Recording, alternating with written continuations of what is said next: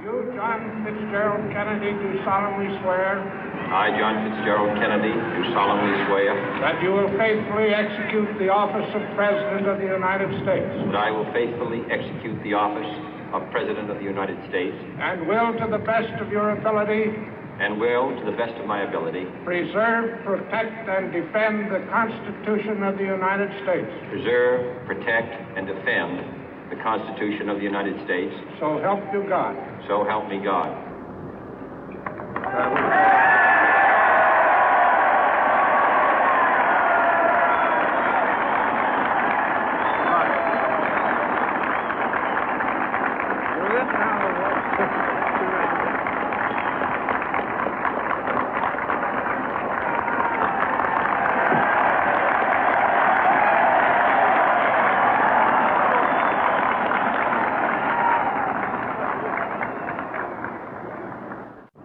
Vice President Johnson, Mr. Speaker, Mr. Chief Justice, President Eisenhower, Vice President Nixon, President Truman, Reverend clergy, fellow citizens.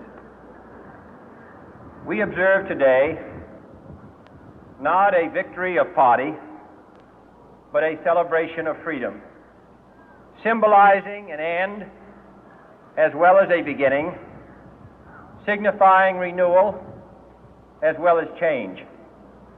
For I have sworn before you and Almighty God the same solemn oath our forebears prescribed nearly a century and 3/4 ago.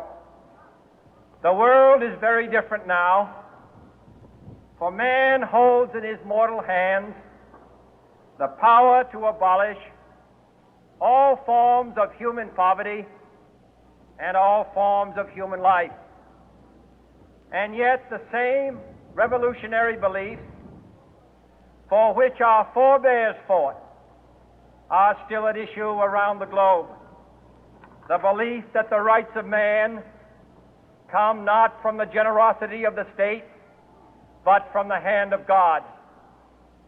We dare not forget today that we are the heirs of that first revolution. Let the word go forth from this time and place to friend and foe alike that the torch has been passed to a new generation of Americans born in this century, tempered by war, disciplined by a hard and bitter peace, proud of our ancient heritage, and unwilling to witness or permit the slow undoing of those human rights to which this nation has always been committed and to which we are committed today at home and around the world.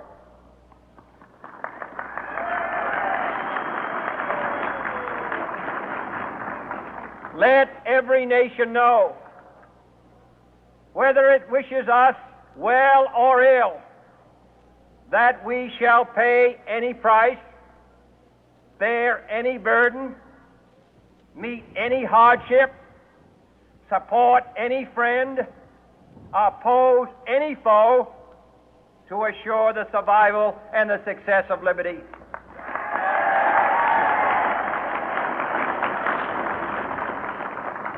This much we pledge and more. To those old allies whose cultural and spiritual origins we share, we pledge the loyalty of faithful friends.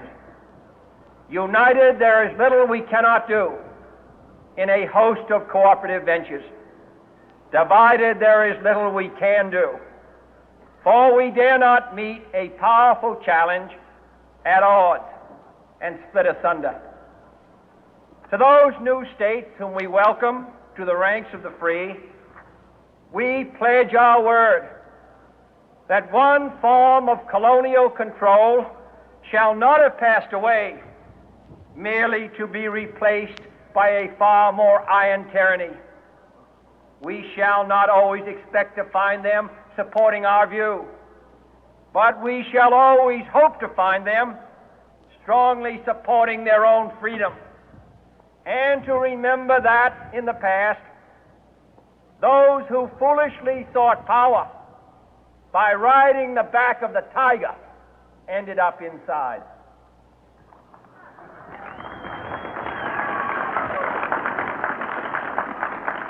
To those people in the huts and villages of half the globe struggling to break the bonds of mass misery, we pledge our best efforts to help them help themselves for whatever period is required, not because the communists may be doing it, not because we seek their votes, but because it is right. If a free society cannot help the many who are poor, it cannot save the few who are rich.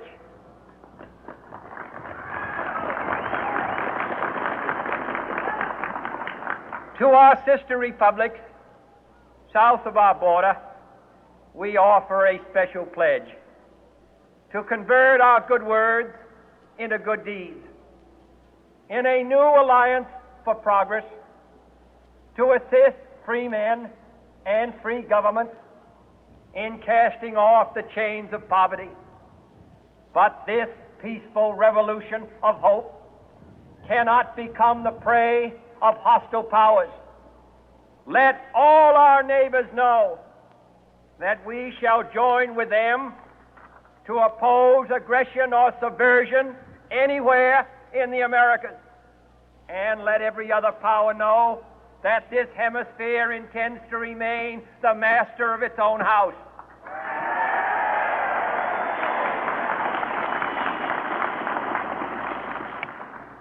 To that World Assembly of Sovereign States, the United Nations, our last best hope, in an age where the instruments of war have far outpaced the instruments of peace, we renew our pledge of support to prevent it from becoming merely a forum for invective, to strengthen its shield of the new and the weak, and to enlarge the area in which its writ may run.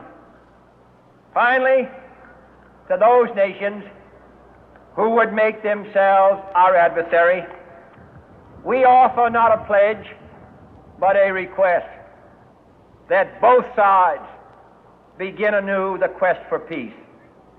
Before the dark powers of destruction, unleashed by science, engulf all humanity in planned or accidental self-destruction, we dare not tempt them with weakness, for only when our arms are sufficient beyond doubt can we be certain beyond doubt that they will never be employed. But neither can two great and powerful groups of nations take comfort from our present course, both sides overburdened by the cost of modern weapons, both rightly alarmed by the steady spread of the deadly atom, yet both racing to alter that uncertain balance of terror that stays the hand of mankind's final war. So let us begin anew, remembering on both sides that civility is not a sign of weakness, and sincerity is always subject to proof. Let us never negotiate out of fear, but let us never fear to negotiate.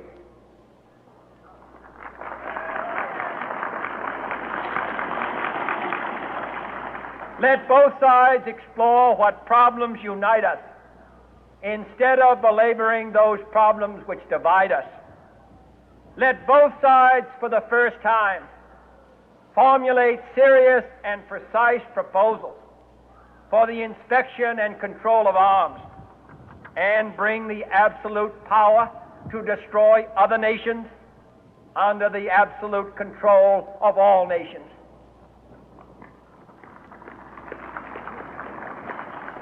Let both sides seek to invoke the wonders of science instead of its terrors.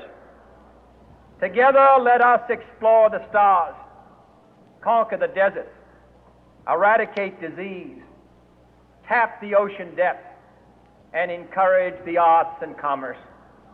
Let both sides unite to heed in all corners of the earth the command of Isaiah to undo the heavy burden and let the oppressed go free.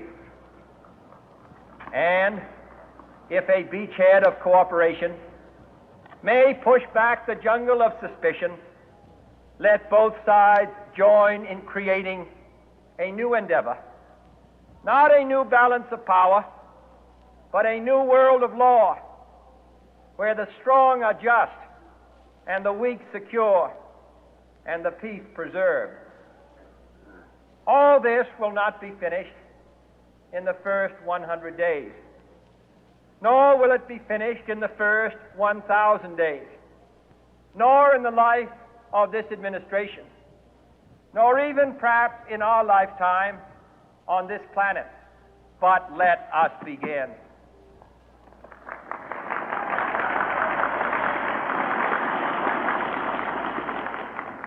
In your hands, my fellow citizens, more than mine, will rest the final success or failure of our course. Since this country was founded, each generation of Americans has been summoned to give testimony to its national loyalty. The graves of young Americans who answered the call to service surround the globe. Now the trumpet summons us again, not as a call to bear arms, though arms we need, not as a call to battle, though in battle we are, but a call to bear the burden of a long twilight struggle, year in and year out, rejoicing in hope, patient in tribulation, a struggle against the common enemies of man, tyranny, poverty, disease, and war itself. Can we forge against these enemies a grand and global alliance, north and south, east and west, that can assure a more fruitful life for all mankind? Will you join in that historic effort?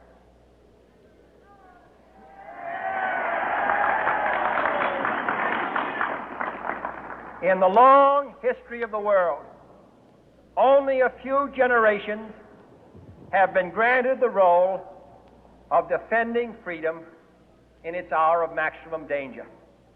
I do not shrink from this responsibility. I welcome it.